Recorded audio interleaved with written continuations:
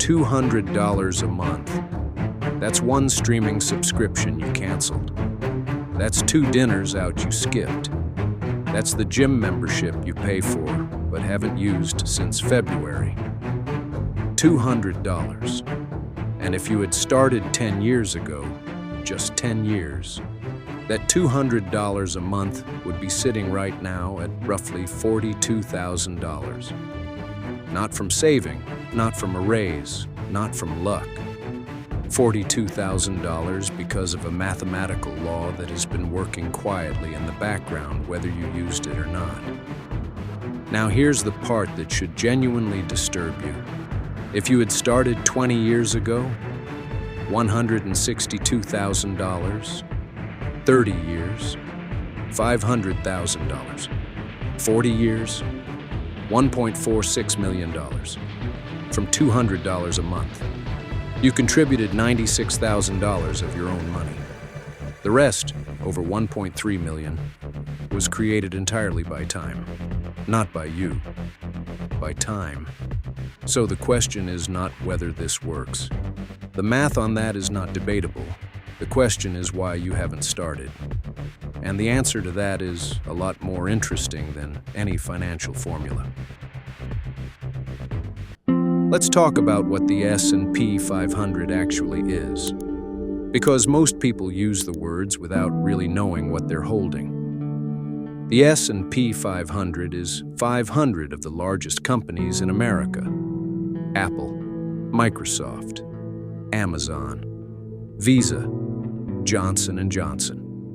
500 companies in one index, tracked by a single fund you can buy in about 3 minutes.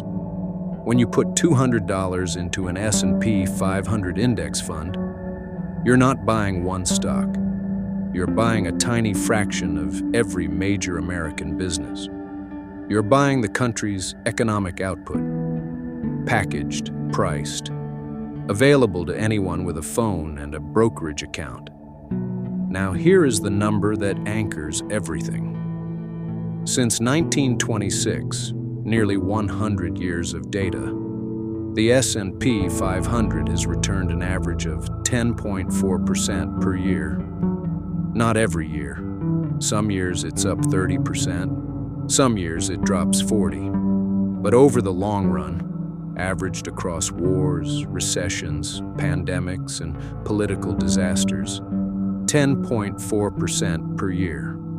That's the engine, $200 a month, fed into that engine for decades, and the engine does the rest. But let's not pretend this is simple, because if it were simple, everyone would be doing it, and most people are not doing it. So let's talk about why. In 2000, the dot-com bubble burst. The S&P 500 fell nearly 50% over 2 years. Imagine this. You've been investing for 3 years.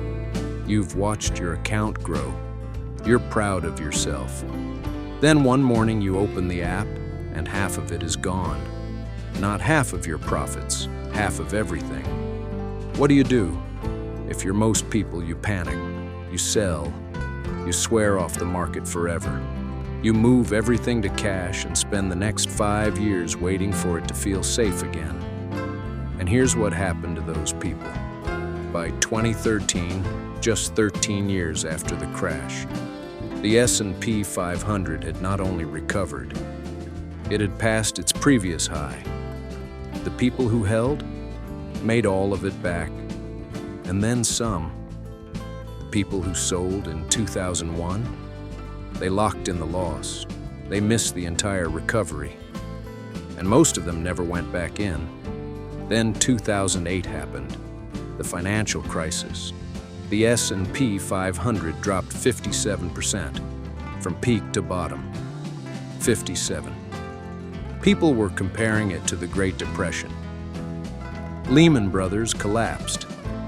The whole global banking system was being held together with emergency tape. Again, panic selling. Again, people converting retirement accounts to cash. Again, the feeling that this time it was different. This time, it was really over. By 2013, 5 years later, the market had fully recovered. By 2020, it had more than doubled from the 2009 low. Then came COVID, March 2020. The S&P 500 fell 34% in 33 days, the fastest crash in modern market history, and the fastest recovery. By August 2020, 5 months later, the market had reached new all-time highs. 5 months. The people who held through 34% of pure terror, they participated in one of the greatest 5-month recoveries in stock market history. The people who sold in March, still waiting for the right time to get back in. There is a pattern here, and it has nothing to do with predicting crashes. It has everything to do with surviving them. Now let's get specific about the money, because I want you to feel this, not just understand it. Feel it. Imagine 2 people, same age, 25 years old, same income, same job, same life. Person A starts investing $200 a month today. Does it consistently for 40 years, never touches it, goes through crashes. Holds, watches the number drop. Holds, watches it recover. Holds. Person B waits for the market to feel safer. Waits for the right moment. Waits for the news to stop being scary. Finally starts at 35 years old. Same $200 a month. Same discipline. Same patience. Just 10 years later, person A at 65, $1.46 million. Person B at 65, $503,000. Same habits, same discipline, same $200 a month. 10 years of difference, $1 million of difference. Let that settle in for a second. That $1 million gap was not created by intelligence, not by income, not by financial genius. It was created by time. Specifically, 10 years of time that person B gave away while waiting for something that never came. The right moment. Here's the thing nobody tells you about the right moment. It doesn't exist. In 70 years of market history, there has never been a moment when investing felt completely safe. In 1950, people were afraid of nuclear war. In 1970, inflation was destroying purchasing power. In 1980, interest rates were at 20%. In 1990, a recession was underway. In 2000, the biggest bubble in history was bursting. In 2008, the global financial system was on the edge of collapse. In 2020, the world shut down for a pandemic. In 2022, inflation hit 40-year highs. There was always a reason not to invest. There was always a reason to wait. And every single time the people who waited lost, not to the market, to time. Let me show you the real cost of waiting. Every year you delay starting, you lose not just 1 year of returns. You lose 1 year of compounding on every future dollar. Think about that. The $200 you invest at 25 years old will compound for 40 years. The $200 you invest at 35 years old will only compound for 30 years. Those 2 deposits are not the same amount.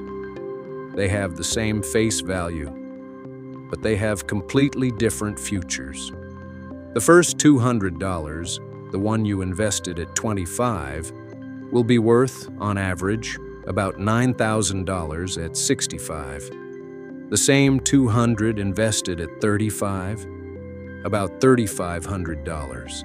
Same money. 2.5 times the difference in outcome, just because one deposit got 10 more years. This is not a motivational speech. This is arithmetic. Now I want to address the objection. The one that's sitting in the back of your head right now. I know what it is. $200 a month is a lot of money. And for some people, genuinely, it is. So let's be honest about that. If $200 a month is impossible right now, start with 50. Because the habit matters more than the amount. At $50 a month for 30 years at 10%, that's $125,000 from $50. And here's what usually happens. The habit gets started. The account grows. You see the number move. You get interested. You find a way to contribute more. 50 becomes 100. 100 becomes 200. 200 becomes the whole game. The amount is not the barrier. The habit is the barrier. The start is the barrier. Let me leave you with the most uncomfortable number in this video. Not the $1 million number. Not the recovery percentages. This one. In 2020, during the COVID crash, individual investors pulled out over $40 billion from equity funds in a single week. $40 billion, leaving the market. At the exact moment they should have been the most calm, the most patient, the most disciplined, and the market recovered in 5 months. $40 billion walked out of the room right before the party started. Most of it never came back in at the right time. Because there is no right time. There is only in or out. And out is the most expensive place to be. Your job is simple. It is not easy, but it is simple. Start. Automate it. Forget you have a financial news app. Stop checking the account every week. Stop reading the predictions. Stop listening to the people who are certain about what happens next. Nobody is certain. They are performing certainty. The market doesn't care about certainty. It cares about time. $200 a month. A low-cost S&P 500 index fund. An automated transfer on the first of every month. 40 years. That's it. That's the whole strategy. It's embarrassingly simple. And that is exactly why most people don't believe it. Next time, we're going to talk about the thing that silently destroys most investment portfolios. Not crashes, not bad stock picks, not even taxes. Something smaller, something you've probably never thought about. A 1% fee, just 1%. Sounds harmless. Over 40 years, that 1% will cost you more than half of everything your money could have become. We're gonna do the math, and it is going to make you angry, in the best possible way. Subscribe, because the next one is worse, in the best possible way.